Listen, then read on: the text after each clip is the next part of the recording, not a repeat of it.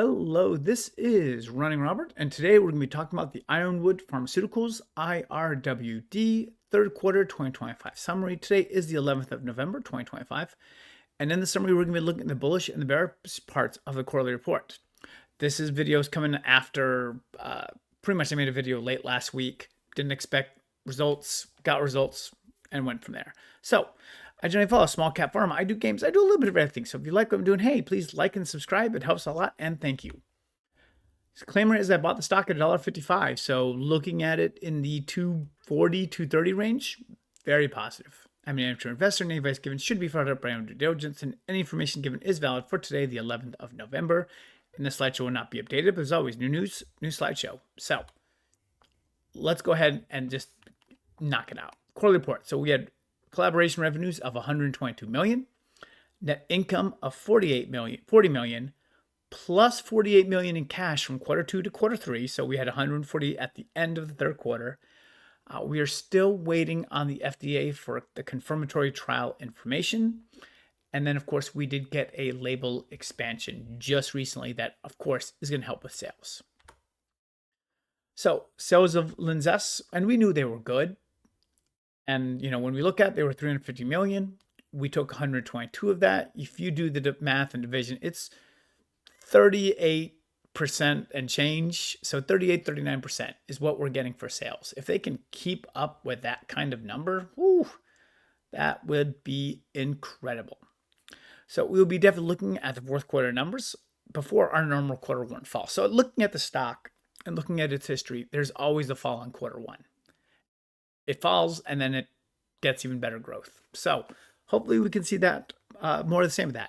And of course, we expect more sales from the label expansion. It's the only drug for pediatric patients, so that is nice. And the company adding almost $50 million in cash, huge, because that makes a lot of difference with all the debt that we carry, which we will talk about in a second. So pipeline, single drug, they're finalizing a confirmatory trial, and it's supposed to be by the end of this quarter, so fourth quarter 2025. The company did hit, again, primary endpoints from the last study, but did not hit all of the secondary endpoints, which is why they need to do another confirmatory trial.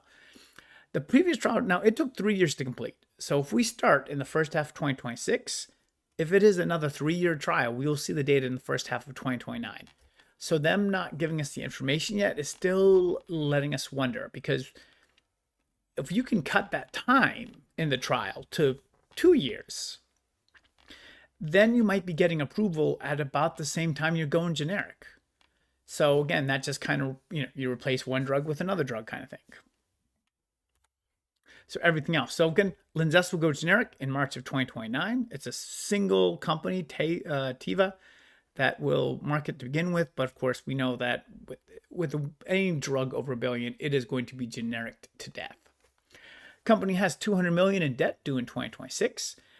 These notes can be repaid in several different ways. The 2024 notes were repaid with the 2026 notes, and I would not be too surprised if we pay some of it off with 2028 or new notes for like 2028. It could happen.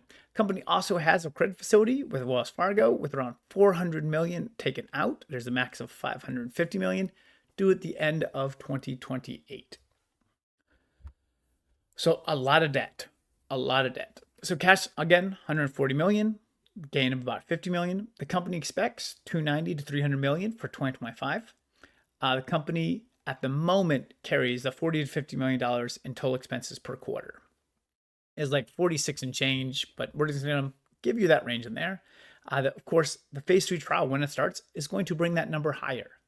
So if we are looking at math outside of the clinical trial, $200 million in operating expenses, $300 million in revenue gives you almost $100 million a year for 2026, 2027, 2028.